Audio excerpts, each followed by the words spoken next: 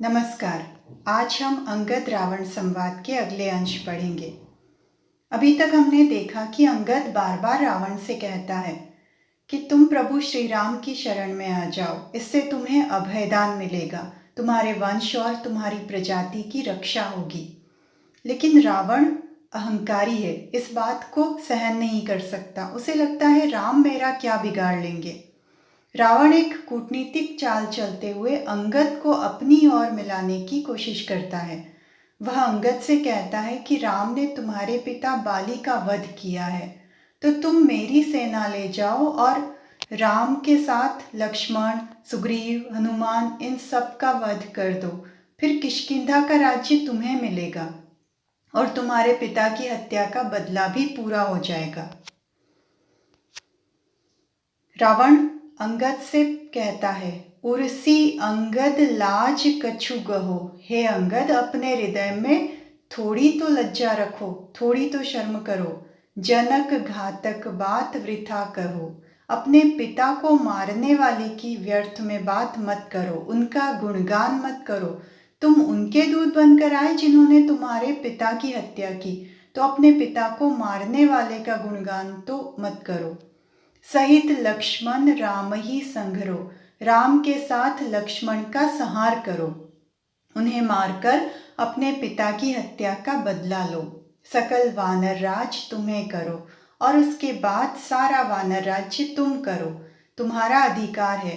तुम्हारे पिता के हत्यारे को सजा दो, उन्हें दंड दो और उसके बाद किष्किंधा का राज्य तुम करो। अब अंगद ने उत्तर दिया, शत्रु सब मित्र हम चित्त पहचानहि। हम अपने हृदय में, अपने मन में पहचानते हैं कि कौन हमारा शत्रु है और कौन हमारा मित्र है।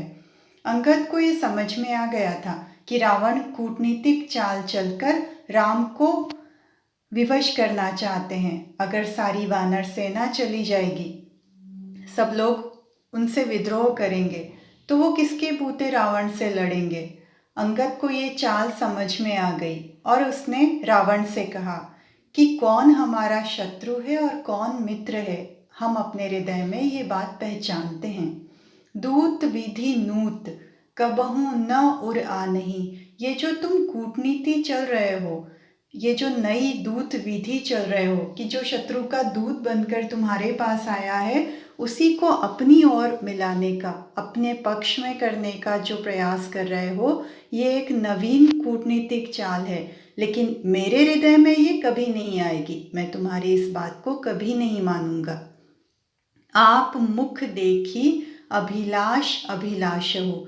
आप तो अपना मुख देखने की अभिलाषा रखो। आप तो इस बात की चिंता करो कि आप बचे रहो और अपने आप को जीवित देख पाओ। राखी भुज शीस सब और कहाँ राखो। तुम तो अपनी भुजाओं पर अपने शीश को देखने की, अपने शीश की रक्षा की चिंता करो और किसी की रक्षा की परवाह मत करो। तब रावण व्यंग्य करते हुए कहता है, तुम किसे डरा रहे हो, तुम किसे भयभीत कर रहे हो। तुम मुझे कह रहे हो कि मैं अपने शीश देखने की चिंता करूं, अपनी भुजाओं पर अपने सिर की रक्षा की चिंता करूं। किससे बात कर रहे हो तुम। महामीचु दासी सदा पाई धोवे। महामृत्यु स्वयं दासी बनकर हमेशा जिसके पांव धोती है, मेरे पांव पखारने का काम महामृत्यु करती है। वो स्वयं दासी बनकर मेरे पांव धोती है। प्रतिहार हुए के कृपा सूर जोवे। स्वयं सूर्य प्रतिहार बनकर, द्वारपाल बनकर मेरी कृपा का रास्ता देखता है। छपा नाथ लीन्हे रहे छत्र जाको। और जिस राजा का छत्र स्वयं छपानाथ, स्वयं चंद्रमा लिए रहता है। चंद्रमा तो पूरे संसार में छाया करता है, लेकिन जिसका छत्र स्वयं चंद्रमा लिए रहता है। करेगो कहा शत्रु सुग्रीव ताको। उसका, तुम्हारा सुग्रीव जैसा जो शत्रु है, वह क्या बिगाड़ लेगा। उस राजा का सुग्रीव जैसा शत्रु क्या कर लेगा। रावण आगे कहता है, सक्का मेघमाला। मेघमाला स्वयं बादल जिसके यहाँ सक्के का, बिश्ती का काम करते हैं, पानी भरने का काम करते हैं। जब मुझे पानी चाहिए होता है बादल बारिश करते हैं। सीखी पाककारी, अग्नि जहाँ रसोइये का काम करती है, स्वयं अग्नि जहाँ पाककारी भोजन पकाने का काम करती है, रसोइया है। करे कोतवाली, महादंडधारी, और महादंड को धारण करने वाले यमराज जहाँ कोतवाली करते हैं। कोतवाली करने, पहरेदारी करने के लिए स्वयं महादंड को धारण करने वाले यमराज हैं। पढ़े वेद ब्रह्मा सदा द्वार जाके, जिसके द्वार पर हमेशा स्वयं ब्रह्मा वेदों का पाठ करते हैं। कहा बापुरो शत्रु सुग्रीव ताके, उसका बेचारा सुग्रीव जैसा शत्रु क्या कर सकता है, क्या बिगाड़ सकता है। अब अंगद को समझ में आ गया कि रावण इतना अहंकार से मंडित है, इतना मोह से आविष्ट है कि उसे कुछ भी समझाना बेकार है। अब वो अपनी चेतावनी पर आते हैं। पेट चढ़्यो पलना, पलीका चढ़ी, पालकी हूँ चढ़ी, मोह मढ़्यो रे। तुम पहले माँ के पेट में आए, फिर पालने में चढ़े, फिर पलंग पर चढ़े, फिर पालकी में चढ़े, और फिर तुम मोह से मंडित हो गए। चोक चढ़्यो, तुम्हारा विवाह हुआ, तुम विवाह की वेदी पर चढ़े। चित्र सारी चढ़्यो, रंगशाला में गए। गज बाजी चढ़्यो, हाथी और घोड़े पर चढ़े। गढ़ गर्व चढ़्यो रे, और उसके बाद तुम अहंकार के किले पर चढ़ गए। व्योम विमान चढ़्यो ही रहियो, उसके बाद तुम आकाश में विमान पर चढ़े। कुबेर से जो पुष्पक विमान तुम चुरा कर लाए उसमें चढ़े। कही केशव सो, अबहू न पढ़्यो रे। केशव कहते हैं, अंगद समझाते हैं रावण को कि तुम अब भी संभले नहीं, अभी भी तुमने वास्तविक पाठ नहीं पढ़ा। चेतत नाही रहियो चढ़ी चित्त सो, अब भी तुम सचेत नहीं हो रहे, अब भी तुम्हारी चेतना नहीं जाग रही। तुम अपने चित्त में चढ़े हुए हो, अहंकारी हो गए हो, गर्व से विभूषित हो। चाहत मूढ़ चिताहूँ चढ़्यो रे, हे मूर्ख, क्या तुम अब चिता पर चढ़ना चाहते हो? इतनी जगह चढ़ लिए और उसके बाद अहंकारी हो गए, गर्व में तल्लीन हो गए, तो हे मूर्ख, क्या अब तुम चिता पर चढ़ना चाहते हो? अब रावण अंगद की इस बात की हंसी उड़ाता है, वो व्यंग्य करता है। अंगद ने चेतावनी दी कि तुम अब चिता पर चढ़ना चाहते हो, तो रावण उपालंब करता है कि किसमें इतनी हिम्मत है कि जो मुझे चिता पर चढ़ा सके। निकारियो जो भैया लियो राज जाको, दियो काढ़ी के जो कहा त्रास ताको, जिसे भाई ने निकाल दिया और जिसका राज्य छीन लिया। जबकि राम स्वयं अयोध्या का राज्य त्याग कर आए थे, अपने पिता का वचन पूर्ण करने के लिए वनवास आए थे, लेकिन रावण व्यंग्य करते हुए कहता है कि जिसे भाई ने निकाल लिया और जिसका राज्य छीन लिया, जिसे अपने राज्य से बाहर कर लिया, भला उससे कैसा त्रास, उससे कैसा भय।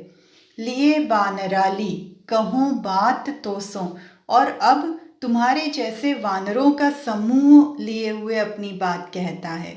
सो कैसे जुरे राम संग्राम मोसो, तो तुम्हारे राम किस तरह मुझसे युद्ध में जुड़ सकते हैं? मेरी और उनकी क्या बराबरी है? वो वानरों का समूह लेकर भटक रहे हैं, ऐसे राम मुझसे किस तरह युद्ध करेंगे, कैसे संग्राम में मेरी बराबरी करेंगे?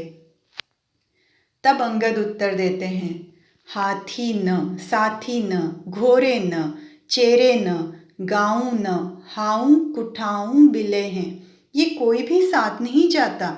हाथी, साथी, घोड़े, सेवक, गाय, ये सब बुरे समय में अलग हो जाते हैं, विपत्ति में कोई साथ नहीं देता। अंत समय में, विपत्ति के समय में, कठिन समय में ये सब अलग हो जाते हैं।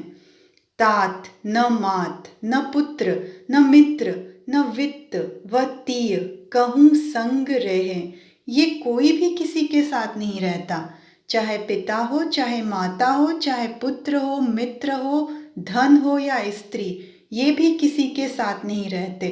कठिन समय में ये भी साथ नहीं देते, अंत समय में ये कोई काम नहीं आता। केशव काम के राम बिसारत और निकाम रे काम न एहें।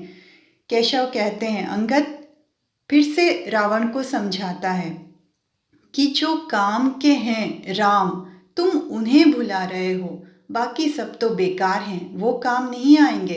ये तुम्हारे हाथी घोड़े संबंधी मित्र पुत्र, ये धन भंडार कोश, ये सब धरा रह जाएगा, ये कोई काम नहीं आने वाले।